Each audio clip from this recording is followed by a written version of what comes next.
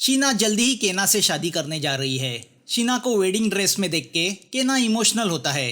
वो उससे कुछ कन्फेस करना चाहता है मगर वो उसके दिल में ही रह जाता है। दोनों टोक्यो में रहते हैं। केना शीना के डैडी से यानी कामियो से अब तक नहीं मिला। कामियो एक टीचर है। शीना अपने डैडी के स्कूल में पढ़ा करती थी। वो थोड़ी सैड होके केना से कहती है कि उसके डैडी फादर से ज्यादा टीचर की तरह ही उससे पेश आते रहे हैं, जिस बात का उसे हमेशा दुख रहा। कुछ ही दिनों बाद कामियो के फेवरेट एक स्टूडेंट की रीयूनियन होने वाली है, जिसमें शीना को भी आना है।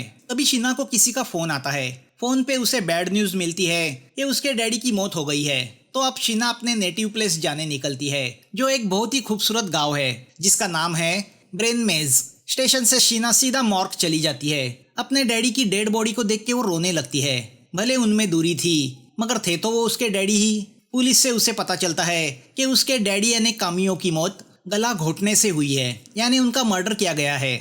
मॉर्ग से शीना अपने घर जाती है, जहाँ बहुत लोगों की भीड़ जमा है, जिसमें स्कूल के स्टूडेंट्स ही ज्यादा है, क्योंकि कामियो स्टूडेंट्स में बहुत पॉपुलर था। पुलिस भी यही सोच रही है कि ऐसे पसंदीदा टीचर का मर्डर कौन और क्यों करेगा। घर में पूरा सामान उलट पुलट हो चुका है, मानो मर्डरर कुछ चोरी करने आया था, मगर घर में चोरी करने लायक कोई चीज थी ही नहीं। इंस्पेक्टर काकितानी शीना से कहता है कि अभी तक उनके हाथ कोई सबूत नहीं लगा। वो जानना चाहता है कि कामियो का कोई दुश्मन भी था, मगर शीना क्या बताती। वो स्कूल के बाद गांव से टोक्यो चली गई थी। वो कभी अपनी डैडी के करीब थी ही नहीं। अब हमारे सामने आता है तकाशी। वो भी क्राइम सीन पहुंचता है और पुलिस होने का दिखावा करके वाकिया को जानने की कोशिश करता है। हैरान होकर जब पुलिस उससे पूछती है तो पता चलता है तकाशी कामियो का छोटा भाई है, यानी शीना का अंकल। तकाशी एक मैजिशियन है। शीना तकाशी से काफी सालों बाद मिल रही है। तकाशी अपने जादुई कारनामे दिखाते हुए सफाई से काकितानी के पॉकेट से उसका मोबाइल निकाल लेता है और उसमें से कुछ देख के वापस कर देता है, जिससे काकितानी गुस्सा होता है। काकितानी तकाशी से पूछता है, अब तक इस मर्डर की खबर न्यूज मीडिया को भी दी नहीं गई, तो तुम्हें कैसे पता चला? तकाशी कहता है, मुझे मेरे सिक्स सेंस ने बताया। काकितानी जानना चाहता है कि मर्डर के वक्त तकाशी कहाँ था। तकाशी बताता है कि वो टोक्यो के एक होटल में था। पुलिस की नजर में फिलहाल तो सभी सस्पेक्ट है। घर क्राइम सीन है, तो शीना तकाशी के साथ एक होटल में शिफ्ट होती है, जो मोमोको नाम के औरत का है। मोमोको भी कामियो की स्टूडेंट रह चुकी है। शीना तकाशी से पूछती है, तुम तो 5 साल पहले ही अपने भाई को छोड़ के चले गए थे, तो अब क्यों वापस आए हो? तकाशी कहता है, मेरे भाई ने मेरी बहुत मदद की है, तो अब मेरा फर्ज बनता है मैं उसके कातिल को ढूंढूं। अब तकाशी शीना को काकितानी के मोबाइल से चुराया हुआ ऑटोप्सी रिपोर्ट दिखाता है। वो उससे कहता है, मैजिशियन होने का ये फायदा होता है, मैंने उसके मोबाइल का पासवर्ड पहले ही देख लिया था। तकाशी शीना से कहता है, जिस टॉवेल से मेरे भाई का गला घोटा गया उस पे पेट्रोल लगाया गया था। क्यों? वो टॉवेल मर्डरर का था, कामियो का नहीं। मर्डरर कामियो को मारने नहीं, किसी चीज को जलाने आया था।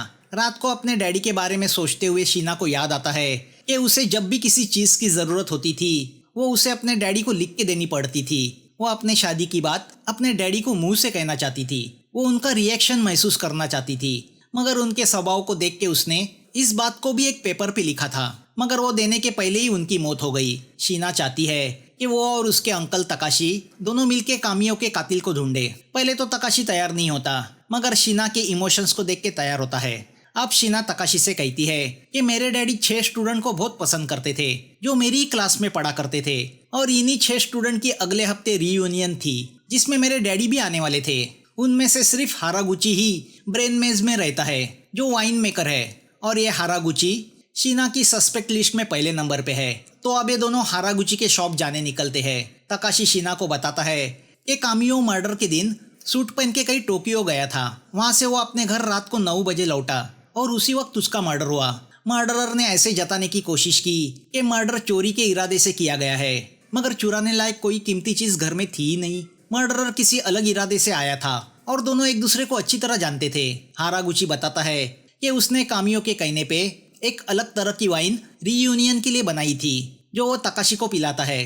तकाशी उसके वाइन मेकिंग की तारीफ करता है। हारागुची बताता है कि वो इस वाइन का नाम फैंटेसी मेज रखने वाला है। अब शीना दूसरे स्टूडेंट कुगीमिया के बारे में बताती है, जो कार्टूनिस्ट है, जिसका फैंटम नाम का कैरेक्टर बहुत पॉपुलर हुआ है। लोग उसकी कार्टून स्टोरीज के तो दीवाने हैं। हारागुची बताता है कि कुगीमिया 4 दिन पहले ही यहाँ आया है। वो सुन के शीना को शक होता है। अब वो तीसरे स्टूडेंट रितिका के बारे में बताती है, जो टोक्यो की एक एड एजेंसी में काम करती है। कुगीमिया के कॉमिक्स की मार्केटिंग वही कर रही है। तभी तकाशी अचानक हारागुची का हाथ पकड़ते हुए उससे पूछता है, तुमने पुलिस से झूठ क्यों कहा कि तुम गांव में नहीं थे? हालांकि मर्डर के दिन तुम कामियो के घर पे गए थे। तुम वाइन की बात करने नहीं, कुछ अलग बात करने गए थे। हारागुची कहता है, इस गांव में फैंटेसी मेज नाम का एक बहुत बड़ा रिसोर्ट बनने जा रहा है। हारागुची चाहता था कि उस रिसोर्ट में उसकी वाइन को सर्व किया जाए और उस रिसोर्ट का एम्बेसडर कामियो बनने वाला था। शीना बताती है कि ये रिसोर्ट अजूरा हिल पे बनने वाला है। हारागुची को लगता था कि अगर कामियो ओनर से बात करे तो उसमें दोनों का फायदा होगा। ये रिसोर्ट कामियो का ही एक स्टूडेंट काशीवागी बनाने जा रहा है, जिसके बाप की बहुत बड़ी कंस्ट्रक्शन कंपनी है। इस काशीवागी का खास दोस्त है माकीहारा, जो स्टूडेंट नंबर 5 है और जो एक बैंक मैनेजर है। उसी ने जुगाड़ लगा के इस रिसोर्ट प्रोजेक्ट को फाइनेंस दिलाया है। शीना तकाशी से कहती है, ऐसा लगता है कि ये रीयूनियन गेट टुगेदर के लिए नहीं, इस रिसोर्ट प्रोजेक्ट को नज़र में रख के अरेंज की गई थी। इस प्रोजेक्ट में हर किसी का इंटरेस्ट था। कुगीमिया ने तो अपने कॉमिक्स में इस फैंटेसी मेज रिसोर्ट का जिक्र तक करना शुरू किया था। रिसोर्ट के मार्केटिंग का काम रितिका को दिया जाने वाला था। शीना सरप्राइज है कि ये कार्टूनिस्ट इन लोगों से जाके कैसे मिला, क्योंकि स्कूल के वक्त ये बाकी 4 उसे बुली किया करते थे। उस वक्त सिर्फ एक ही लड़का कुगीमिया का दोस्त था, सुकुमी, जो हमेशा कुगीमिया की साइड लेता था। शीना बताती है, सुकुमी मेरा भी बहुत अच्छा दोस्त था, मगर वो बहुत बीमार रहता था। हाई स्कूल के 3रे साल उसकी मौत हुई। आज अगर वो जिंदा होता तो कुगीमिया की सक्सेस से सबसे ज्यादा वही खुश होता। यहाँ पुलिस कामियो की फ्यूनरल पे भी नजर रखना चाहती है, क्योंकि उन्हें शक है कि असली कातिल फ्यूनरल में जरूर आएगा। तकाशी को भी लगता है कि साइकोलॉजिकली कातिल कामियो का आखिरी दर्शन करने जरूर आएगा। उनकी वो बात चोरी छुपे मोमो को सुनती है। शीना चाहती है कि अपने डैडी के कॉफिन में उनके स्टूडेंट्स की नोट रखी जाए। दरअसल कामियो ने अपने हर एक स्टूडेंट की आखिरी नोट अपने पास संभाल के रखी थी, जिसमें स्टूडेंट ने लिखा था कि वो आगे जाके क्या बनने वाले हैं। रैक में रखी उन फाइल्स को शीना देख रही होती है कि तभी उसे पता चलता है फाइल नंबर 38 और 37 उलट पुलट हुई है। इस तरह से तो उसके डैडी उन्हें कभी नहीं रख सकते। तभी डिटेक्टिव शीना से पूछता है कि क्या उसके डैडी सिगरेट पिया करते थे। शीना कहती है, नहीं तो, क्योंकि पुलिस को लाश के पास एक लाइटर पड़ा मिला है और वैसा ही एक लाइटर तकाशी के पास भी है। अब कामियो के फ्यूनरल की तैयारी की जाती है। शीना अपने डैडी के कॉफिन में उनकी फेवरेट बुक रखती है। उसकी आंखों से आंसू बहने लगते हैं। तकाशी और शीना यही उम्मीद कर रहे हैं कि कामियो को देखने उसका कातिल जरूर आएगा। तकाशी शीना से कहता है कि इसीलिए उसने एक ट्रैप लगाया है। वो क्या है ये बाद में पता चलेगा। तकाशी को ताज्जुब हो रहा है कि इतना सब कुछ हुआ और शीना का फियांसे केना अभी तक नहीं आया। शीना कहती है, मैंने ही उसे इतनी जल्दी आने से मना किया है, वरना लोगों को उनकी शादी के बारे में बताना पड़ेगा और ये वक्त नहीं ये सब बताने का। तकाशी शीना को शादी के लिए बधाई देता है। तभी शीना को किसी औरत का ईमेल आता है कि शीना को केना से शादी करने के पहले एक बार सोच लेना चाहिए। वो क्या बात है ये भी बाद में पता चलता है। अब फ्यूनरल सेरेमनी शुरू होता है। फ्यूनरल में मोमोको का हस्बैंड रायसुके भी आया है। मोमोको बताती है कि वो भी कामियो का स्टूडेंट रह चुका है, मगर वो 5 साल सीनियर था। कामियो के वो 3 स्टूडेंट्स भी वहाँ आए हुए हैं। तभी तकाशी शीना को पुलिस की सस्पेक्ट लिस्ट भेजता है, जो तकाशी ने एक पुलिस ऑफिसर से चुराई थी, जिसमें बाकी लोगों के साथ सुगीशिता ये नाम भी है और सुगीशिता 6ठा स्टूडेंट है। शीना बताती है कि सुगीशिता टोक्यो में आईटी कंपनी चलाता है। वो भी कामियो का फेवरेट स्टूडेंट था। सुगीशिता मैरिड है। शीना कहती है कि सस्पेक्ट लिस्ट में उसके सभी क्लासमेट का नाम है जो रीयूनियन में आने वाले थे। और मजे की बात यह है कि लिस्ट में सबसे ऊपर तकाशी का नाम है। तकाशी शीना को बताता है कि मर्डर के दिन कामियो किसी से मिलने टोक्यो गया था, मगर वो शख्स मर्डरर हो नहीं सकता, क्योंकि कामियो का मर्डर वहां से लौटने के बाद घर में हुआ। कातिल को मालूम था कामियो टोक्यो जा रहा है। उसी का फायदा उठा के वो कातिल उसकी गैर मौजूदगी में कोई चीज ढूंढने घर में घुसा था, मगर आइन वक्त पे कामियो घर आया और उस कातिल के हाथों मारा गया। उनकी बातें मोमो को चोरी छुपे सुनती है।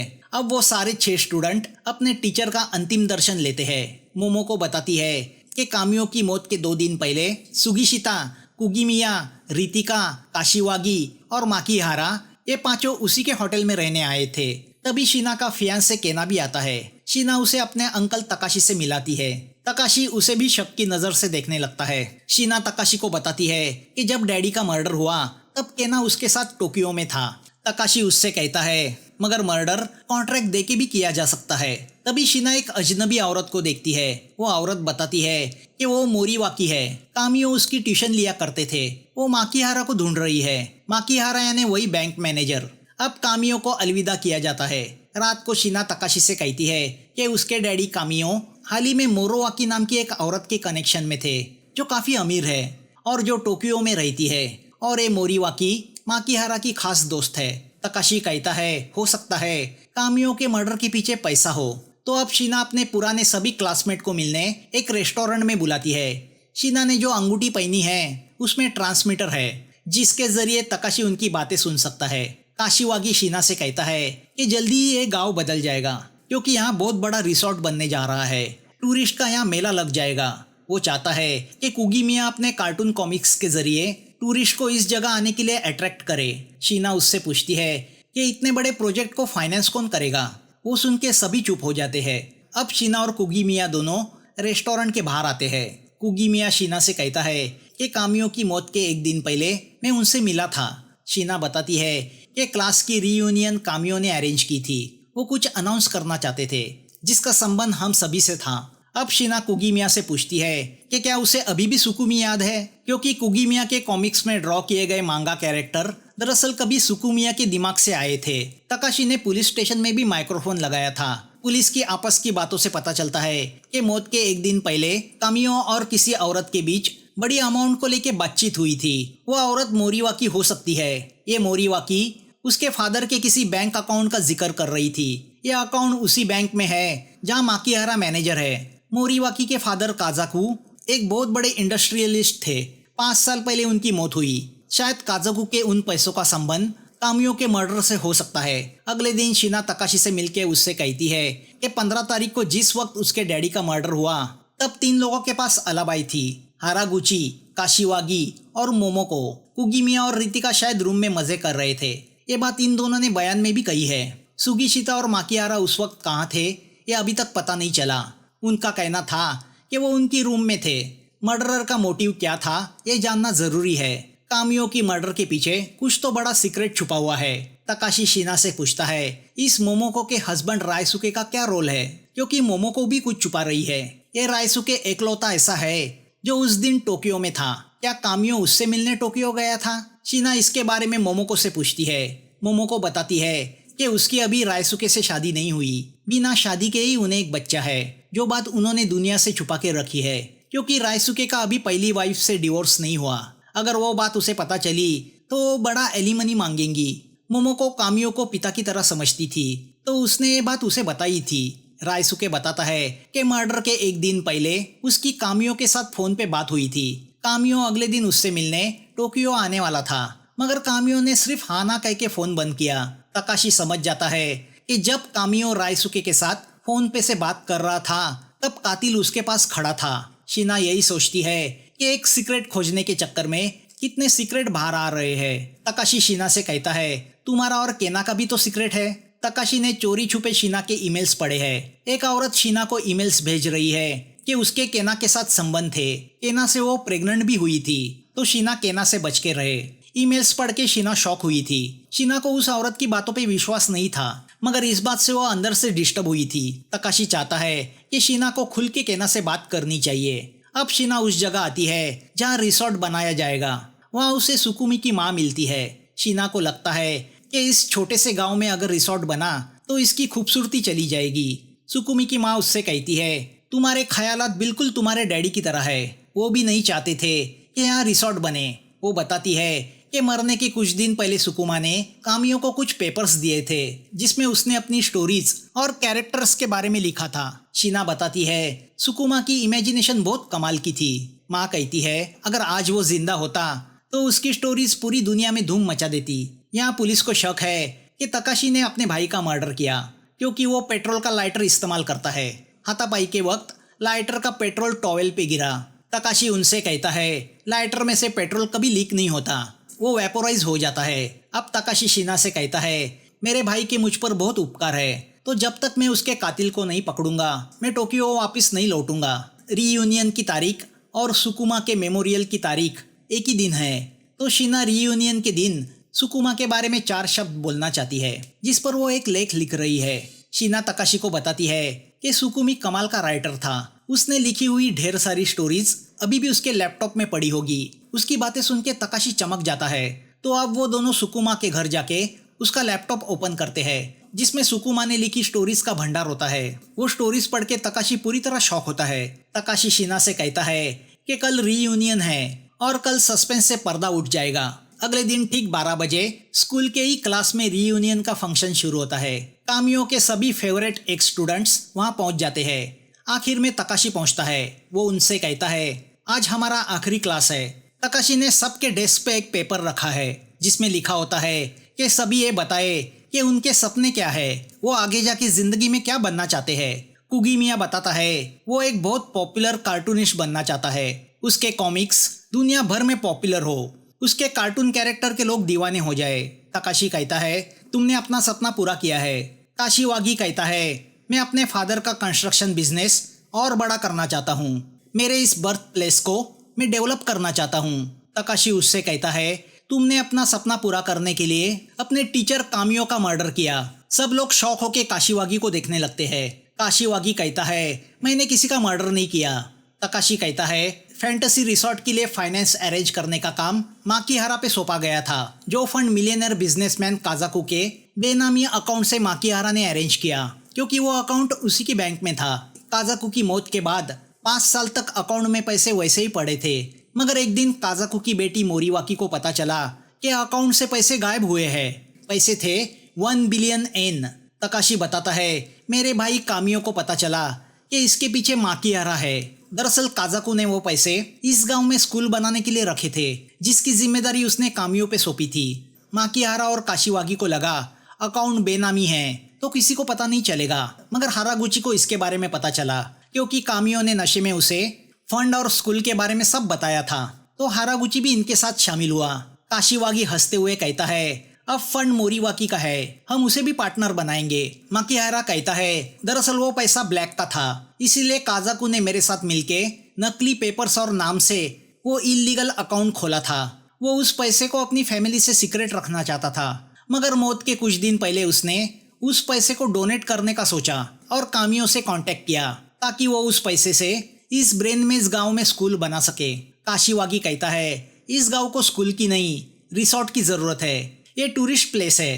तकाशी कहता है, मोरीवाकी को जब पता चला कि अकाउंट से पैसे गायब हुए हैं, तो उसने कामियो को कांटेक्ट किया और कामियो ने माकिहारा को। इसी बात का डिस्कशन इस रीयूनियन में होने वाला था, मगर इसके पहले ही कामियो की हत्या हुई।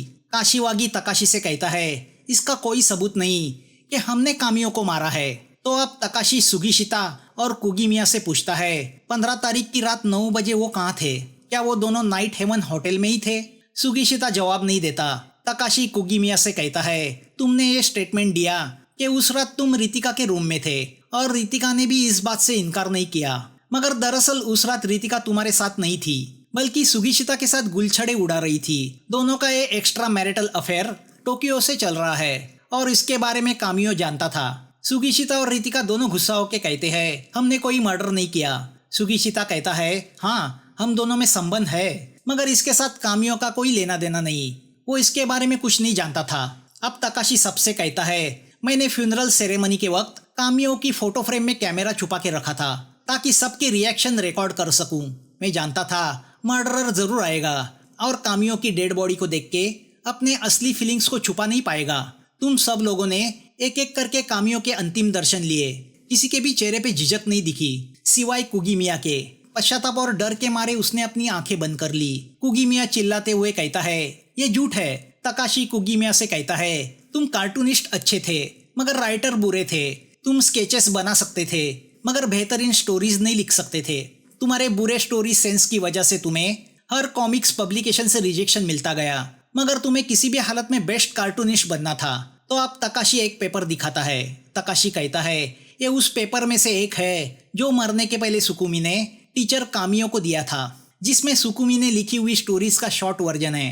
तुम जानते थे सुकुमी स्टोरीज लिखने में जीनियस है। सुकुमी चाहता था कि उसकी स्टोरीज पे तुम कार्टून कैरेक्टर बनाओ, जिसे कॉमिक्स के रूप में पब्लिश किया जा सके। अपनी सभी स्टोरीज को कंपाइल करके सुकुमी ने उसे अपने लैपटॉप पे रखा था मौत के वक्त सुकुमी चाहता था कि कॉमिक्स का काम तुम आगे बढ़ाओ। उसकी सिर्फ एक ही इच्छा थी, स्टोरी राइटर की जगह उसका नाम हो ताकि मौत के बाद भी लोग उसे याद करें। मगर आगे जाके तुम इस बात को भूल गए और जब तुम्हें सब जगह से रिजेक्शन मिला तब तुम्हें सुकुमी की याद आई। तुमने सुकुमी की स्टोरीज को इस्तेमाल करके कैरेक्टर ड्रॉ करके उन्हें अपने नाम से पब्लिशिंग हाउस में दिया। स्टोरीज में दम था ही तो वो कॉमिक्स रातों रात पॉपुलर हुए और पूरी दुनिया में तुम्हारा नाम हो गया। मगर वो टैलेंट तुम्हारा नहीं था। तुम्हारे कॉमिक्स पढ़ते ही कामियो समझ गया वो स्टोरीज सुकुमी की है, क्योंकि उन स्टोरीज का एक ड्राफ्ट कामियो के पास भी था जो मरते वक्त सुकुमी ने उसे दिया था। तो उसने तुम्हें मैसेज करके बुलाया। कामियो ने तुम्हें वो ड्राफ्ट दिखाए। कामियो सिर्फ यही चाहता था कि तुम्हारे कॉमिक्स की स्टोरीज का क्रेडिट तुम सुकुमी को दो। अगर तुम दुनिया को बताते कि आज तक तुमने जो स्टोरीज लिखी है उसका असली राइटर कोई और है तो तुम्हारी बदनामी हो जाती। कुगीमिया कहता है, टीचर की बातें सुन के मेरे पैरों तले जमीन खिसक गई। मेरी खुशियां एक ही पल में खत्म हो गई। ये सीक्रेट सिर्फ हम दोनों ही जानते थे। कामियो ने मुझे अल्टीमेटम दिया कि जल्द से जल्द पब्लिकेशन हाउस से बात करके मैं कॉमिक्स में वो चेंजेस करूं। उसी वक्त कामियो को किसी का फोन आया जिससे मुझे पता चला वो कल शाम टोक्यो जाने वाला है। तो मैंने प्लानिंग की। मैं नहीं चाहता था दुनिया को पता चले मेरी अब तक की सब स्टोरीज चोरी की हुई है। तो अगले दिन शाम को मैं कामियो के घर पहुंचा। वहां पहुंचते पहुंचते मुझे देरी हुई। टॉवेल पे पेट्रोल छिड़क के मैंने कामियो के घर को आग लगाने का फैसला किया था ताकि किसी को शक ना हो। मैं आग लगाने वाला ही था कि तभी कामियो वहां आया। मैंने भागने की कोशिश की। उसने मुझे रोकना चाहा। हम दोनों में हाथापाई शुरू हुई। मैंने मुंह पे कपड़ा बांधा था। कामियो ने उसे खींच के मेरा चेहरा देखा। वो बहुत शौक हुआ। वही मौका देख के मैंने पास ही पड़ा टॉवेल उठा के उससे कामियो का गला घोट के उसे मार दिया। फिर मैंने फाइल से उन ड्राफ्ट को भी चुराया। मैं टीचर को मारना नहीं चाहता था। शीना रोते हुए कहती है, जिस शख्स ने हमेशा तुमसे प्यार किया उसे तुमने अपने स्वार्थ के लिए मार दिया। मैं तुम्हें कभी माफ नहीं करूंगी। निराश होके कुगीमिया स्कूल की टेरेस पे जाके पश्चाताप में ऊपर से नीचे जंप करता है। मगर तकाशी ने पहले से ही नीचे बलून बेड बिछा के रखा था तो कुगीमिया बच जाता है। तकाशी उससे कहता है, तुम्हारे दोस्त को तुम्हारे टैलेंट पे भरोसा था, तुम्हारी दोस्ती पे भरोसा था, मगर तुम बेवफा निकले। अब तकाशी शीना से कहता है, उस 15 तारीख को कामियो मुझसे मिलने टोक्यो आया था। तो अब तकाशी शीना को कामियो की ऑडियो रिकॉर्डिंग्स मैसेज करता है जिसमें कामियो ने अपनी बेटी शीना से कहा होता है कि मैं कभी बाप की तरह तुम्हारे साथ पेश नहीं आया। मैं तुम्हारे लिए भी हमेशा ही टीचर रहा, मगर तुम्हारी गैर मौजूदगी ने मेरे जैसे टीचर को लेसन दिया कि अपने बच्चों से प्यार छुपाना नहीं चाहिए। तुम शादी करने जा रही हो और मैं चाहता हूँ ये बात तुम मुझसे अपने मुंह से कहो, ना कि पेपर पे लिख के। मैं जानता हूँ तुम मुझे कॉल नहीं करोगी, मगर रात को घर पहुँचते ही मैं तुम्हें कॉल ज़रूर करूँगा। अब हमारा रिश्ता स्टूडेंट टीचर का नहीं, बाप बेटी का है। हम दोनों वो सब बात करेंगे जो अब तक हमने नहीं की। ऑडियो सुन के शीना की आंखों से आंसू बहने लगते हैं। तो अब तकाशी केना को वहाँ लेके आता है।